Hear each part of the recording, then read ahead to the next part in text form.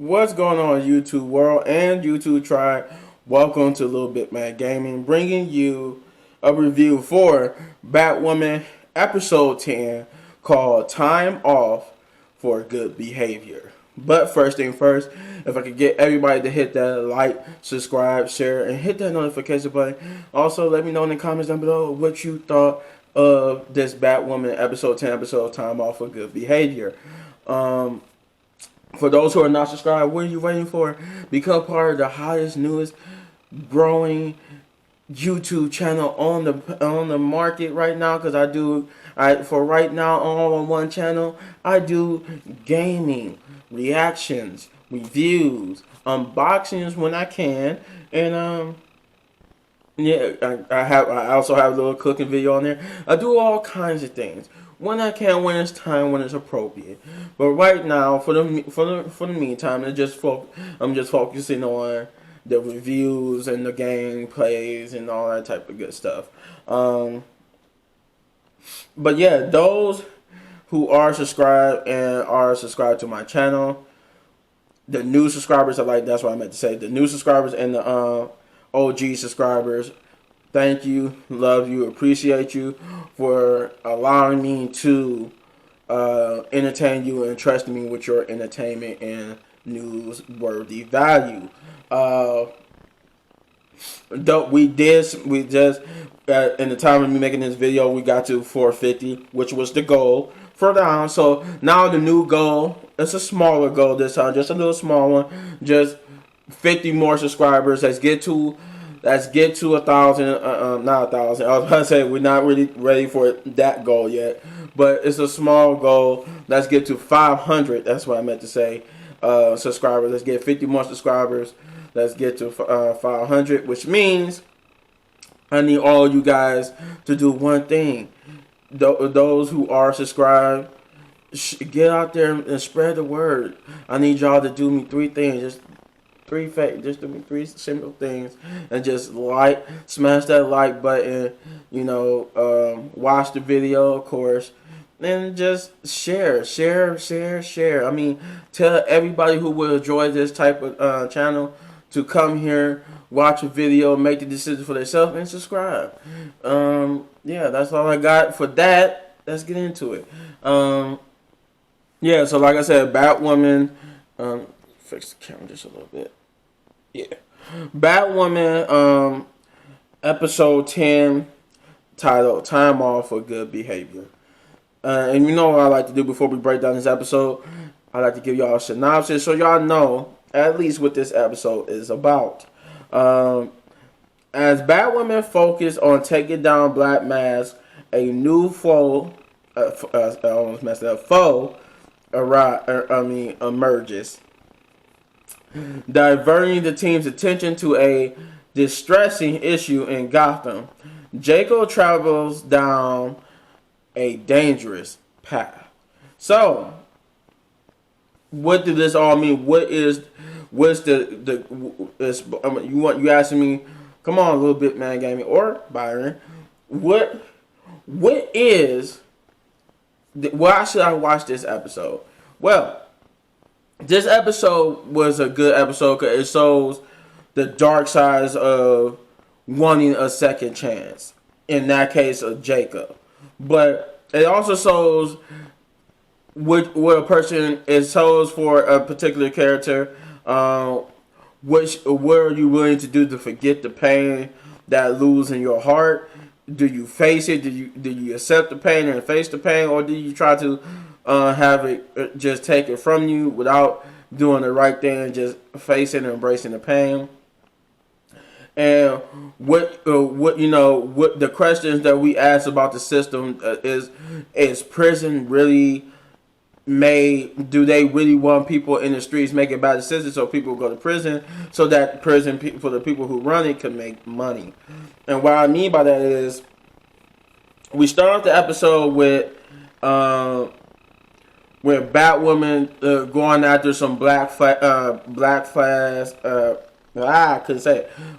Mask criminals, people that work for Black Mask. I think they call it the Faceless Society.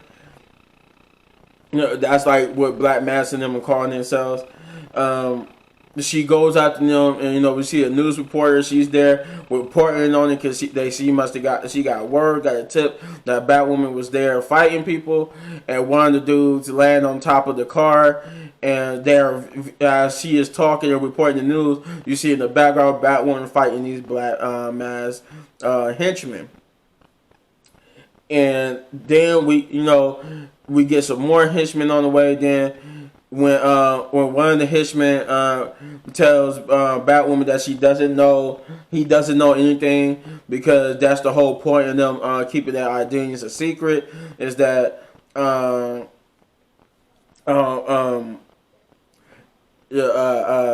I was about to say. That was the whole point of the organization, is that they wear masks so they won't be able to identify who the person is underneath that mask in case they are caught.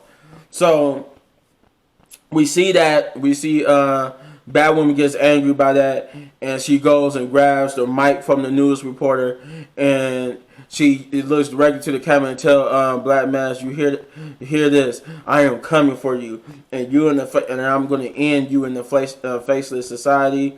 And then it cuts to her. It cuts to Luke.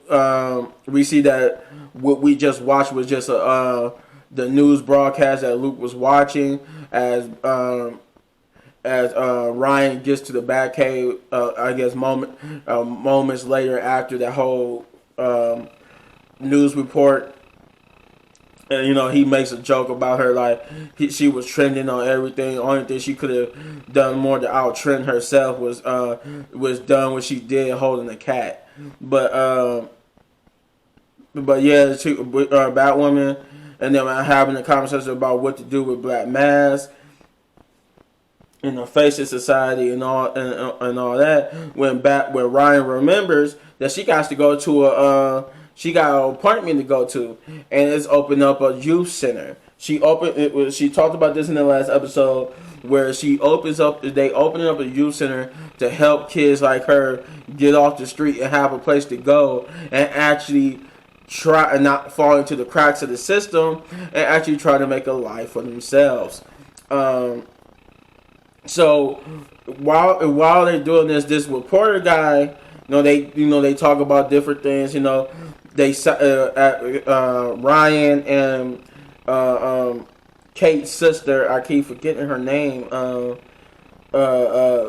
Jesus Christ, this is so unprofessional of me. I can never remember what's Kate's sister's name.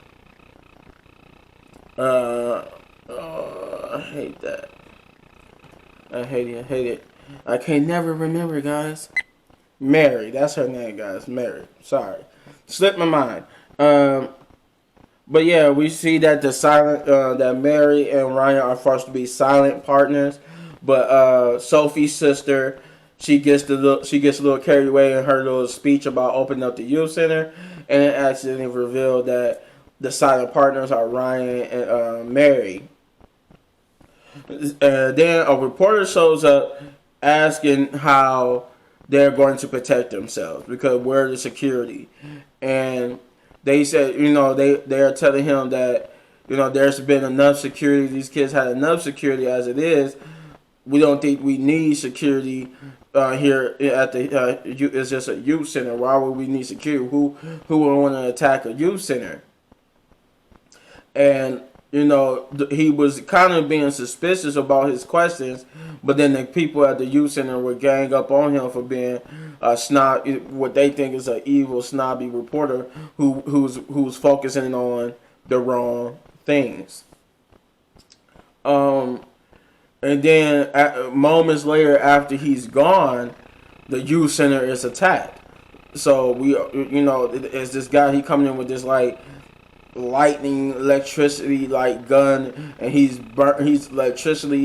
using the lightning to burn the place and destroy the place.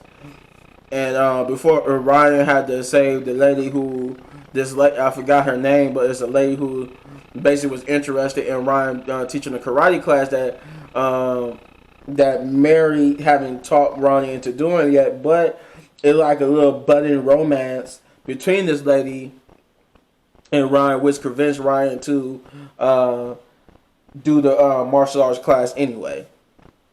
And for those who don't know, Javisa Leslie in real life is actually a martial artist. She's known martial arts for real, so that helps her with Batwoman. I think they said she does do some of her own stunts. But yeah, that's when the place is attacked.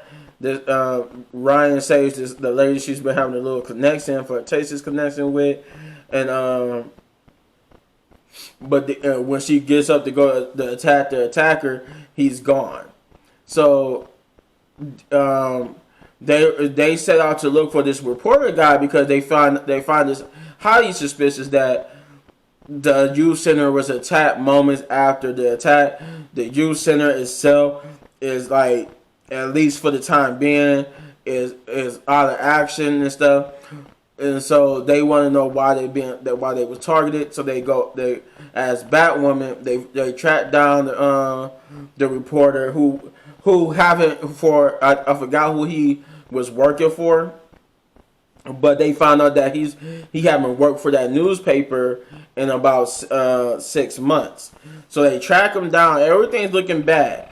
So they track him down, and Batwoman, Batwoman question, "Oh, you trying to make your exit?" He just said, "Oh, I'm just glad it's you." And that throw Batwoman off. If you're responsible, you was guilty, why would you be glad to see Batwoman? So he started to explain that though he didn't have nothing to do with the attack on the youth center, the reason she asked him was, "You had nothing to do with it. How did you know it was going to be attacked?" And he said, "I knew it was going to be attacked because it follows a pattern, which at the time they can't see the pattern, but apparently there's a pattern with youth centers and stuff, and that's similar to a youth center being attacked." And he explains to them that every time somebody starts up a youth center or something similar to a youth center, it always immediately gets attacked and put down right when they couldn't even start.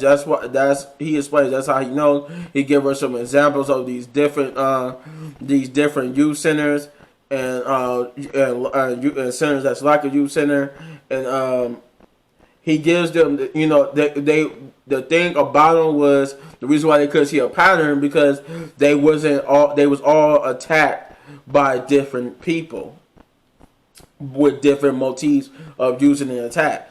Like it wasn't just the same person who attacked Ryan's youth center. The one was with arson, another was vandalized, and so.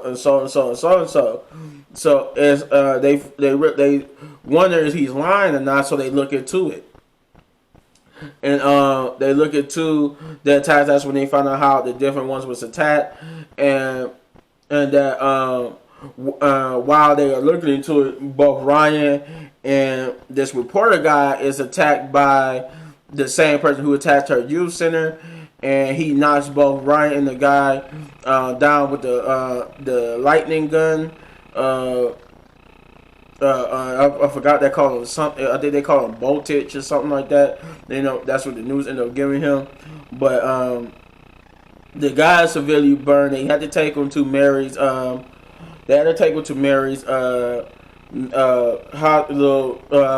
Little underground hospital for care, which still had all her medical supplies in it. Lucky for him, they was able to patch him up. But the computer took most of the brunt of the work of the force, so they had to try to repair the computer, and they realized that he might have been telling the truth because someone went through a lot of trouble to destroy his evidence that proves that these attacks are not just random attacks, but somebody are actually collaborating and planning these attacks. So so they look into that. On Jacob's side of things, he when they introduced him, he was listening to the radio about how I forgot, this is like ties back to the beginning too. Jacobs also listened to the radio station about Batwoman declaration, how she's doing more to take down the Faceless Society than the Gotham GCPD and the Crows.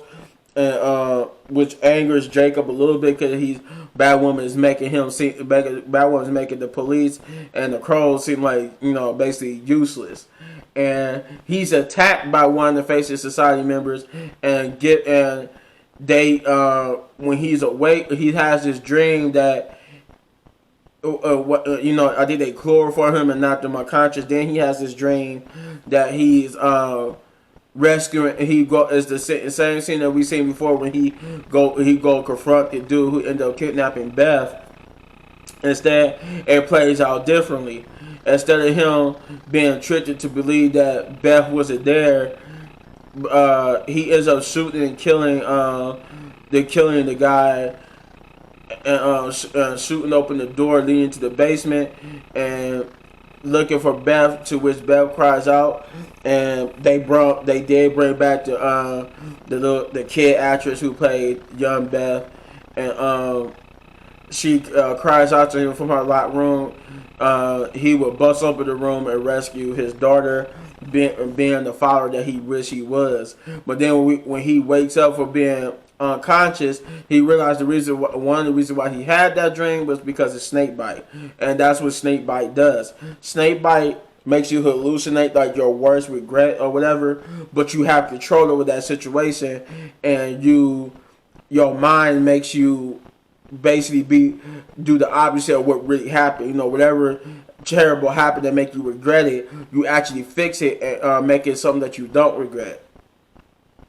And it's highly addictive. And Kane ends up calling this lady I forgot the lady's name, but she's also known as Enigma. I guess that's what the villain name they giving her in the show is Enigma, and she's the reason why I guess she got ability to erase people's memories, and we found out she's behind Alfred's daughter. Alfred's daughter's lost memories. Her and Sophie. You also see a scene where her and Sophie's been looking into that. What else happened? I'm trying not to spoil too much or spoil anything at all because I want y'all to see it for yourself. Because this is not a spoiler review. This is just a regular review. But yeah, Sophie and Penny also investigating this. They lost Penny's lost memories. Penny gets a call from Alice, and they team. That's how they go into the investigation because she teams up with Alice to. She teams up with Alice to go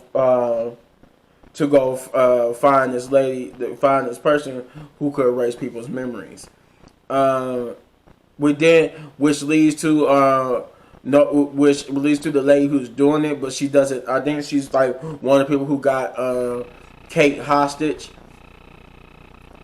She ends up going to Jacob Kane's office because he wanted to ask her a question about snakebite, and she recognizes that he's Joseph for a hit of snakebite, and he tries to cover up, but he ends up revealing that he was jumped by one of the Faceless Society people, and he was Jones. And the reason why he's Joseph for a hit because he's been one of the #1 speakers against the snakebite, so he think as a way to ruin his reputation and his credibility and name. They got him. They wanted him to be hooked on snakebite, so they forced him to take a snakebite. So she said the only way. She said you need me to help you then, and by helping him, she take him to counseling so that I guess he gotta actually confront the problem in which snakebite would try to use to get him addicted. And he actually explains like he actually tells her something that he never told anybody before about his regret with Beth's kidnapping and stuff, and how he failed to be a father. And while she doesn't have nothing for the withdrawal symptoms, she said the best thing she could have that you could do to try to resist the urge to use snakebite is to repair the relationship with the daughter that you do got, since you can't repair the relationship with the daughter that you lost. So he tries to go repair his relationship with Mary, even offering to let her reopen the clinic if she make the clinic legit. that he would pay for it and everything, but she yells at him and berates him for not knowing why she started the clinic. It's not that she wanted to be legit. She doesn't want it to be legit because then she can help anybody and everybody, no matter if they got insurance or not. And that was the whole point of her clinic. Her clinic is to help people who might not have the insurance to go get help from a legit hospital. And she tells her that Mary tells him that whether he likes it or not, she's going to reopen her clinic to help people. So he has another falling out with her. We get a surprise appearance from Roman Sionis, who is in the comics as Black Mask, but we get an appearance from both Black Mask and Roman out of the Black Mask, and he delivers a snake bite that he supposedly confiscated from one of his employees that was in his locker, but we really both know he had something to do with Jacob getting hit with the snake bite. So he basically did that on purpose because he knows Jacob is jonesing for another hit. Jacob is trying to stay clean, but he succumbs to his guilt and takes another hit of snake bite. I'm trying to see what else happens.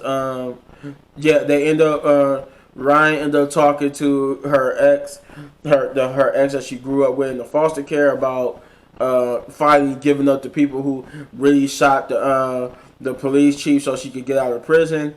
And she, at the first visit, she's reluctant because she's afraid that her or Ryan herself would be hurt by Black Mask. And she said, she's trying to guarantee her that, but she doesn't believe it. She accusing her of wanting to be with Batwoman, and Batwoman was her new girlfriend. And Ryan trying to explain to her it's not like that because she doesn't realize that Batwoman is her. So, but this would lead to them figuring out that the person who attacked the youth center was a prison inmate because he had the same. They realized they got his print from the gun, and he had the same slash from Batwoman's gauntlet that she gave to the attacker, and they realized that Luke at first thinks it can't be him because he's been in jail the whole time until he looked further and realized that the video footage of him in jail is the exact same video footage used in used when he cross-referenced with a different attack which reveals that all the attacks coincide with different people in prison. Seemingly, who should have been in prison during the attack, really wasn't in prison with that. They had like a doctor footage, and we found out that the prison warden was behind it all, and that this brings into the question. This is what brings up the question of does the system really purposely have people fall through the cracks and fall into the system because that's what they need to make their money for the prisons. They need people to break the law and stuff, so they do the government purposely, does it to the American citizens so that they'll be driven to do something stupid and get put in jail. But yeah, Ryan as Batwoman ended up confronting the police warden who had a trap set up for her. But thanks to the help of Luke, she ended up getting out of it. And there's some things that happened with Alfred's daughter that I won't mention. But, there was some good stuff. And, I think the episode itself pretty much ended on a good note with them getting over. But there was a cliffhanger that I won't get into, but it was a doozy of a cliffhanger. And I can't wait to see the next episode. But that's all I got. If I have to give this episode anything, I give it 8 big ups because it was a decent episode. It moved a lot of story and moved a lot of parts. I just was kind of sort of hoping they say something about Kate, but we really didn't. But I'm hoping. I can't wait to see when they finally do bring Kate back into this and how the dynamic of her change the dynamic of the show. But that's all I got. If you hit this button right here for all of my reviews, you hit this button right here, and for all to subscribe to my channel if you're not subscribed to my channel, and hit any one of these amazing videos for more of my amazing content. Chief out. Stay tuned.